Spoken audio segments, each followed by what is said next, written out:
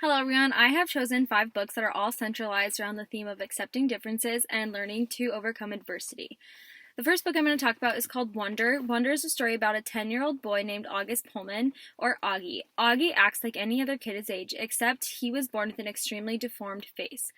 Because he had to have so many surgeries when he was at such a young age, his parents homeschooled him since kindergarten. When Augie turns 10, his parents decided to let him try public school. Augie begins at Beecher Prep for 5th grade and spends the whole book learning to make friends and realizes how hard it can be to grow up when you are different. The setting takes place in Manhattan at August's home and in his new school, Beecher Prep. This is a fiction novel written in a narrative form. The story begins in Augie's point of view, but soon switches to include his classmates, his sister, her boyfriend, and others. Wonder gives each character a chance to explain how their life is impacted by Augie's condition. These perspectives converge in a portrait of one's community struggle with empathy, compassion, and acceptance. R.J. Palacio is a first-time author who lives in New York with her husband and 2 sons. For over 20 years, she was an art director and book jacket designer. Then she decided to start writing. Wonder is her first novel. Wonder was published in 2012 and has 320 pages. I recommend this book for ages 3rd grade through 8th grade. The message of Palacio's book is to choose kind. This means to be kind whenever we can and to whoever we can. She was nominated in 2012 as the Person of the Year by Time Magazine for Kids because of the anti-bullying ideas in her book. Readers will get a perspective of a child who just wants to be accepted, despite the differences he has. The story will open the eyes of people who find it hard to accept others for who they are on the inside. Wonder emphasizes the importance of getting to know someone before dismissing them based on their outward appearance. The excerpt I chose to share with you is a perspective from Augie about a holiday that many of us don't think twice about. It's just a holiday that we are excited for to get candy and show our sweet tooth a treat. Costumes. For me, Halloween is the best holiday in the world. It even beats Christmas. I get to dress up in a costume. I get to wear a mask. I get to go around like every other kid with a mask, and nobody thinks I look weird. Nobody takes a second look. Nobody notices me. Nobody knows me. Wish every day could be Halloween. We could all wear masks all the time. Then we could walk around and get to know each other before we get to see what we looked like under the masks. When I was little, I used to wear an astronaut helmet everywhere I went. To the playground, to the supermarket, to pick Via up from school, even in the middle of summer, though it was so hot my face would sweat. I think I wore it for a couple of years, but I had to stop wearing it when I had my eye surgery. I was about 7, I think. And then we couldn't find the helmet after that. Mom looked everywhere for it. She figured that it had probably ended up in Grand's attic, and she kept meaning to look for it, but by then I had gotten used to not wearing it. The next book I'm going to share with you is called Fish in a Tree. Allie has fooled a lot of people, including the smart ones, with her knack for hiding her inability to read by willfully unruly actions. At Mrs. Hall's baby shower, Allie gave her a sympathy card that you would give to someone who had a death in their family, and once again finds herself in the principal's office. Mr. Daniels took the place of Mrs. Hall as she went on maternity leave. Mr. Daniels sees her in a different light, a bright, creative kid underneath the troublemaker profile. If you are a fan of R.J. Palacio's Wonder, you will love the upbeat story of atypical smarts and about a struggle to overcome the shortcomings of a disability. Fish in a Tree was published in 2015 and has 288 pages. This book is best suited for grades 5th through 8th. Everybody is smart in different ways, but if you judge a fish by its ability to climb a tree, it will live its life believing it's stupid. This is a quote from the book. Fish in a Tree provides realistic strategies for overcoming adversity. It teaches us to accept differences and build self-worth. The issues portrayed in the story are realistic and relatable. The protagonist acts as a role model for students learning to cope with learning disabilities. It teaches us to never give up and not let others diss our disabilities. It makes readers realize that they are not alone in their strife and that there is a light at the end of the tunnel. There are ample opportunities for a variety of people to find mirrors, windows, and sliding glass doors. Readers get the perspectives of someone they may have misunderstood, the bystander, the bully, and even for us as future teachers to see the impact we have when we look beyond a child's test scores. The excerpt from Fish in a Tree is an interaction with 3 of the kids who are considered misfit by the popular group of kids. Shay's voice arrives before she does. "Look, Jessica," she says as they walk by. "It's the island of misfit toys." "Yeah," Jessica says. "It's like a 6-legged freak." Shay laughs and Jessica looks proud. Those girls are like walking pricker bushes," Keisha says, taking a bite of her sandwich. "Don't let them bother you." "They don't bother me," Albert says. "It doesn't bother you at all that she called us misfit toys?" I ask. It doesn't bother me, Keisha says. That girl can flap her gums about me until the sun rises and sets again. I really don't care. I wish I didn't care, and I wish I wasn't jealous of Shay and all that she has. Albert is wide-eyed. But why are the toys all misfits? Square wheels on a train can be fixed easily enough. Albert has his most serious voice turned up too high. And what's wrong with the doll anyway? Why is it a misfit? It seems to adhere to the standards of a typical doll. Wow, he is in full professor mode. The Charlie in the box, he continues, is just like the Jack in the Box in every way, but his name. Something is not a misfit simply because it has a different name. That isn't true, I blurt out. He looks shocked. I suppose he isn't used to being corrected. He holds up his milk carton. Suppose I say this is orange juice. Doesn't change what is inside. That's different, I say, thinking that the milk will feel like it's orange juice if it's just told that enough. It is the same principle. I think of words like dumb and baby and think how wrong Albert really is. What about the cowboy, Keisha asks? He rides an ostrich instead of a horse. That has got to make him a misfit. It is illogical to say he's a misfit just because he chooses to ride a different animal, provided he can carry out his cowboy duties. Albert, Keisha says, how can you possibly say cowboy duties with a straight face? I don't understand, he says. Keisha's forehead touches the table, and he continues. Especially when you consider that ostriches run faster than horses, require less water to drink, and can use their legs and feet as weapons. They are fierce kickers with sharp claws. I, for one, would trade a horse for that. That's just logical.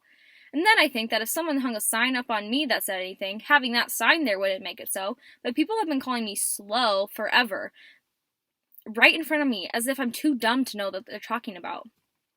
People act like words slow reader tell them everything that's inside, like I'm a can of soup and they can just read the list of ingredients to know everything about me. There's lots of stuff about the soup inside that they can't put on the label, like how it smells and tastes and makes you feel warm when you eat it. There's got to be more to me than just a kid who can't read well. The next book is called Out of My Mind.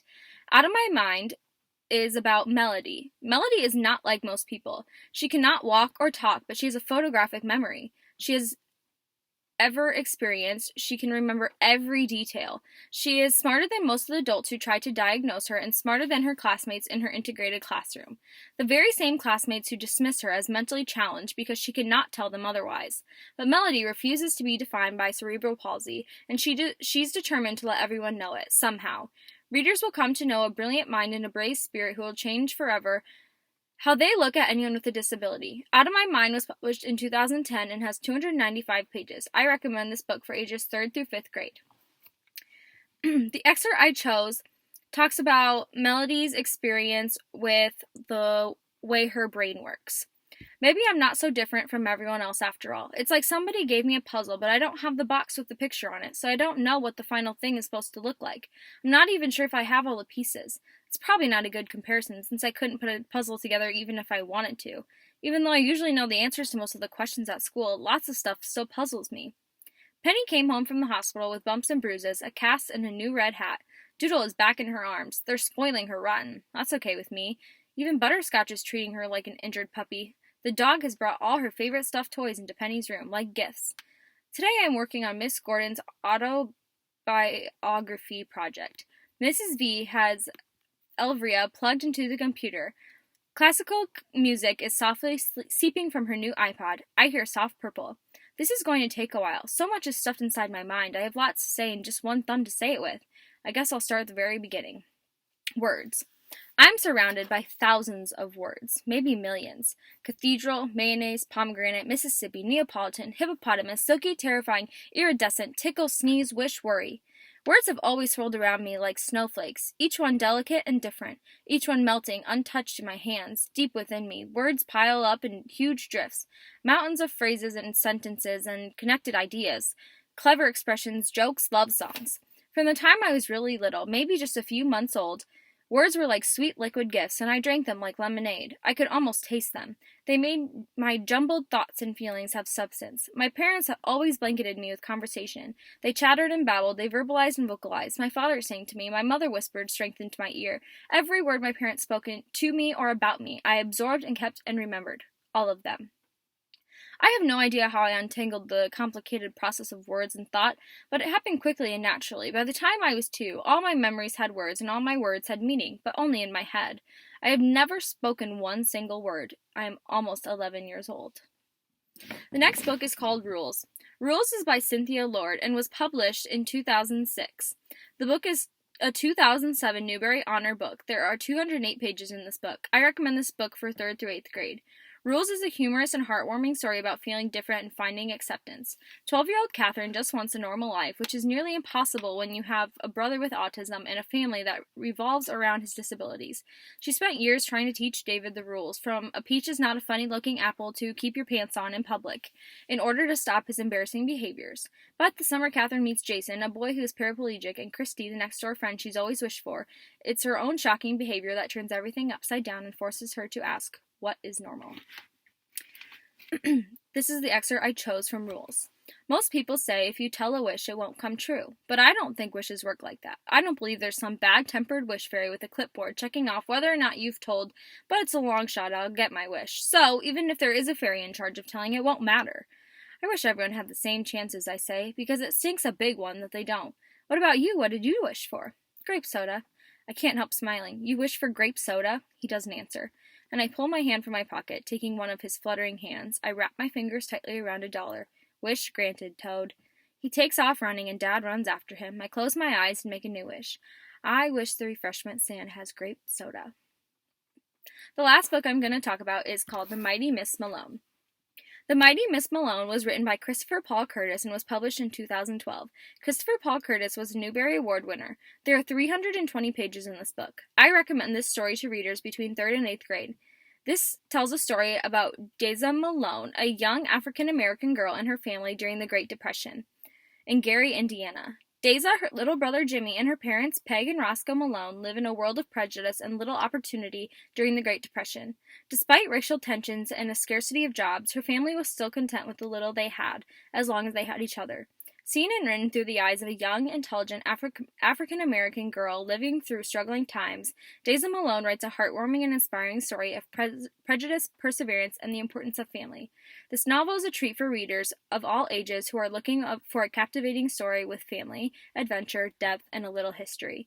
The Mighty Miss Malone is an intriguing story that will take readers on a journey to a place called Wonderful. The excerpt I chose from The Mighty Miss Malone is actually just one quote. It basically sums up every main aspect of all the books I've shared with you in one simple sentence. Nothing is as obvious as we want to believe it is. There are different shades and opinions to every story. Thank you, and I hope you guys take the time to read these books or include them in your classroom because I think they'd be really beneficial. Have a good night.